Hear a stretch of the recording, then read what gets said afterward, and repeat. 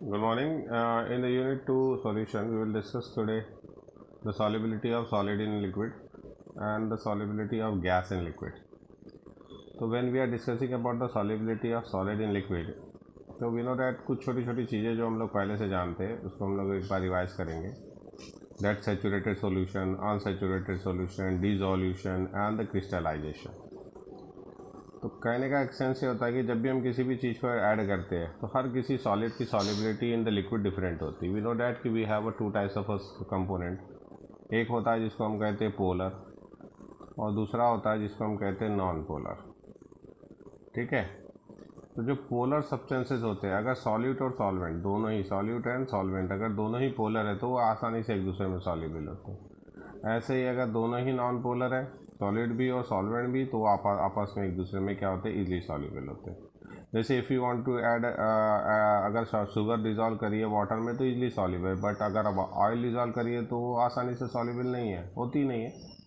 तो नेफ्थलीन को भी आप डिज़ोल्व करिए तो do not dissolve in a water. तो यहाँ पे वो कहते हैं कि जो सॉल्युबिलिटी है वो डिपेंड करती है कि नेचर कैसा है सॉल्यूट का और सॉल्वेंट का.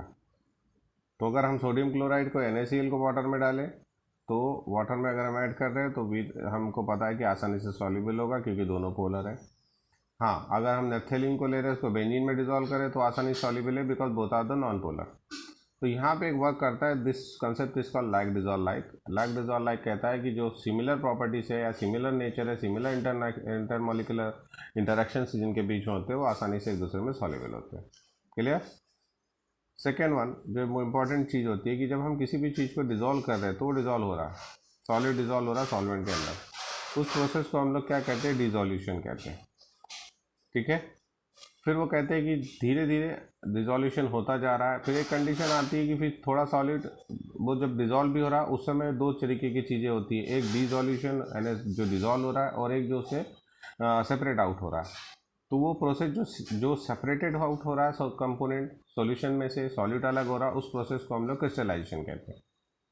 तो हम कहते हैं कि जब सॉल्यूट और सॉल्वेंट को हम ऐड कर रहे हैं और वो क्या बना रहा है, सॉल्यूशन प्रिपेयर कर रहा है, तो देखो क्या क्या हो रहा है. पहली बात, एक कंडीशन मिलेगी जहाँ पे इक्विलिब्रियम मिलेगा सॉलिड सॉल्वेंट और सॉल्यूशन के बीच, यानी जितना सॉलिड सॉल्वेंट में डिजोल्व होगा उतना ही वापस क्या हो जाए, क्रिस्टलाइज आउट हो जाए. तो उस प्रोसेस को हम लोग क्या कहते हैं, इक्विलिब्रियम कहते हैं. ठीक है. वी नो डैट और एट दिस इक्विलिब्रियम जो सॉल्युबिलिटी होती है सॉल्यूट की सॉल्वेंट के अंदर, सॉल्वेंट के अंदर या सॉल्यूशन के अंदर, वो सबसे ज़्यादा होती है, मैक्सिमम होती है. अब इस कंडीशन में अगर हम थोड़ा भी और सॉल्यूट ऐड करें तो वो क्या होगा, वो सेपरेट आउट हो जाएगा, क्रिस्टलाइज हो जाएगा. तो वहाँ कहते हैं कि हमारे पास दो तरीके के सॉल्यूशन होते हैं जो हमको पता है, एक सेचुरेटेड सॉल्यूशन है और दूसरा क्या है, अनसेचुरेटेड सॉल्यूशन.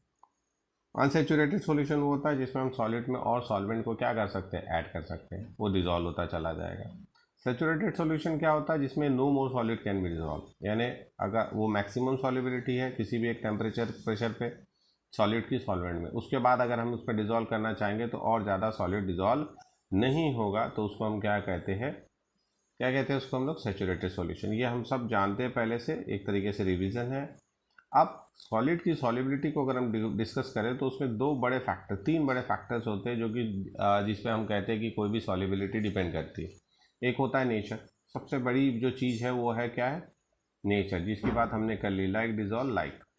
तो नेचर है, तो if they are both are the same nature तो वो सॉल्युबल होंगे. Second is the effect of temperature.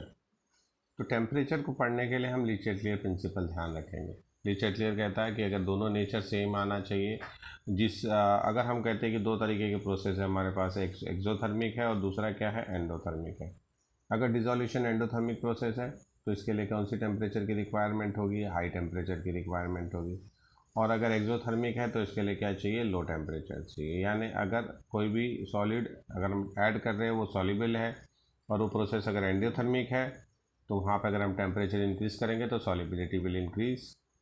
अगर सॉल्युबिलिटी एक्सोथर्मिक प्रोसेस है, in that condition if you add the solute in the solvent then the solubility will be decrease. Okay, clear.